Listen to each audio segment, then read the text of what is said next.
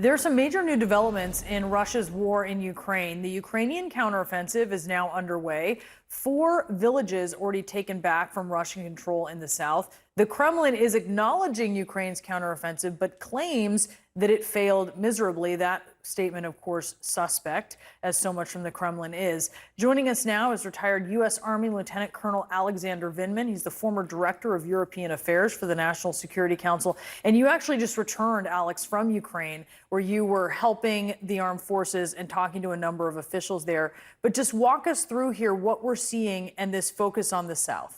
Thanks, Brianna. I'm actually a little bit surprised that you're letting me drive this, but it's okay.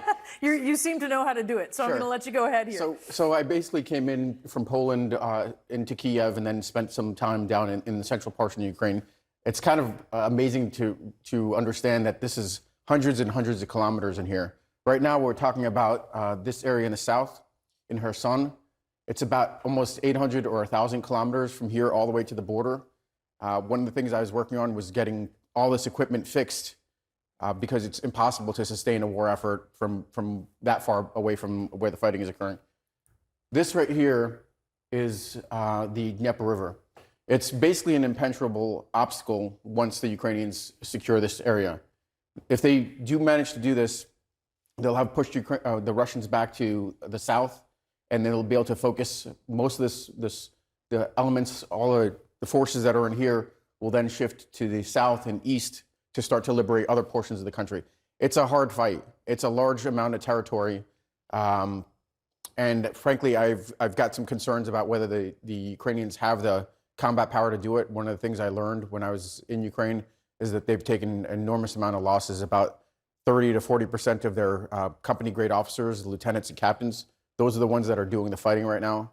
But if they do, then that eases the strategic picture for them significantly. And frankly, you could see a broader collapse in the Russian ability to conduct this war. What does it take to push from here to the river? And take us through a little bit more then, and we can look at the Donbass too, of where that could lead the Ukrainian counteroffensive if they are successful. So I describe this as probably the last major opportunity for a shorter war. If the Ukrainians are able to do this, it'll decisively shift the initiative over to the Ukrainian side. It'll probably break the moral spirit of the Russians in large portions. They'll have to ask themselves some significant questions. This is the major, Kherson right here is the major city that they've, in this entire war effort, that they've managed to seize. Mm-hmm. Bigger than Mariupol, than anything else. It's strategic. It also gives them control of the Dnieper River. If they manage to do that, you could then see the repositioning of forces all the way from back in here to this front over here, something far more palatable and manageable for the Ukrainians to start to first defend and then attack through. What does this do to the timeline? I mean, this is looking so much like a grind. How long does this go on for?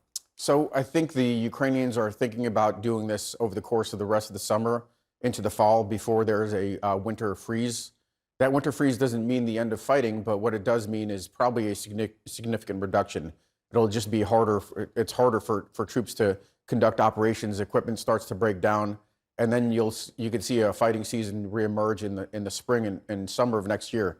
So that's what happens if the Ukrainians don't get Kherson, don't liberate Kherson. If they do, then I think Russia is in a very difficult situation.